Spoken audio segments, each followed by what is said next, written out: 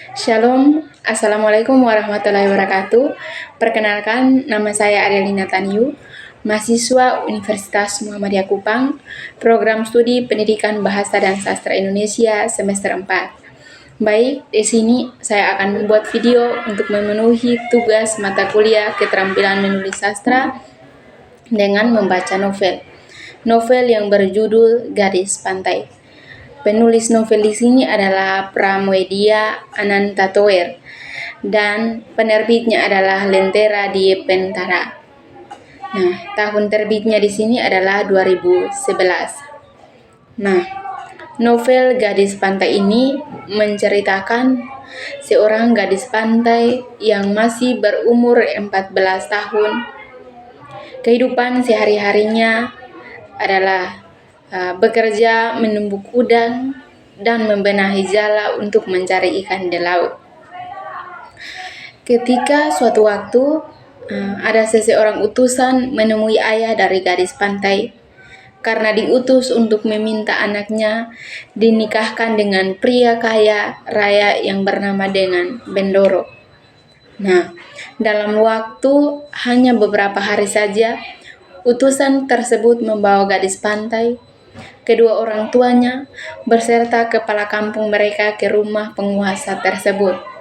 Nah, sejak saat itu, gadis pantai harus meninggalkan semua kenangan yang ada di kampung halamannya, baik kenalannya, suasana di kampung sendiri, baik di dalam pekerjaannya melalui menjala ikan di laut. Nah, gadis pantai harus dinikahkan dengan seorang penguasa wilayah setempat pada masa itu. Nah, penguasa residen disebut dengan Bendoro. Nah, tidak seperti pada umumnya pernikahan. Gadis pantai itu ketika dinikahkan, dia berhadapan langsung dengan calon suaminya sendiri, melainkan dengan sebilah keris. Nah, sehari setelah menikah dengan Bendoro, gadis pantai dibawa ke kota tempat kediaman dari Bendoro.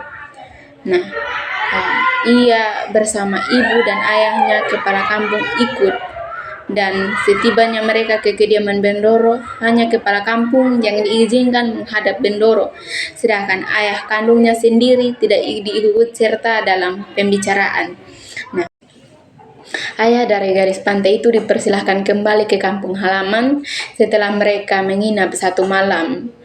Nah, di situ beberapa minggu kemudian juga ibunya menyusul kembali. Cerita yang cukup menarik, tetapi membawa banyak konflik yang terjadi yang harus dihadapi oleh seorang wanita. Nah, di situ gadis pantai juga dinikahkan di usia yang sangat-sangat muda, usia yang baru 14 tahun. Nah, dinikahkan oleh kedua orang tuanya dengan hati yang terpaksa. Orang tua juga menikahkan gadis pantai itu dengan hati yang terpaksa. Laki-laki yang menikahi gadis pantai adalah seorang pria yang kaya raya, yang berasal dari Jawa dan memiliki pekerjaan di administrasi di Belanda juga. Alasan orang tua dari gadis pantai menikahkan putrinya dengan Bendoro hanya ingin anaknya tidak merasakan kemiskinan sama seperti diri mereka. Nah, orang tua gadis pantai itu tidak mengetahui apa yang akan terjadi ke depannya yang harus dihadapi oleh gadis pantai. Mereka hanya tahu anaknya dinikahi oleh seorang pria kaya raya, maka kehidupannya sangat layak dan terhormat. Nah, perkawinan dari gadis pantai itu dengan Bendoro hanyalah satu latihan buat Bendoro. Yang sudah saya baca bahwa perkawinan itu sesungguhnya yang pastinya dengan wanita yang setingkat. Karena pada mulanya pernikahan itu memberi wibawa bagi gadis pantai di kampung halamannya yang dipandang telah dinaikkan derajatnya karena menikah dengan Bendoro, seorang kaya raya. Tetapi itu tidak berlangsung lama. Gadis pantai akhirnya kembali lagi kepada kehidupan semulanya. Suaminya dengan begitu tega membuangnya setelah melahirkan seorang bayi perempuan.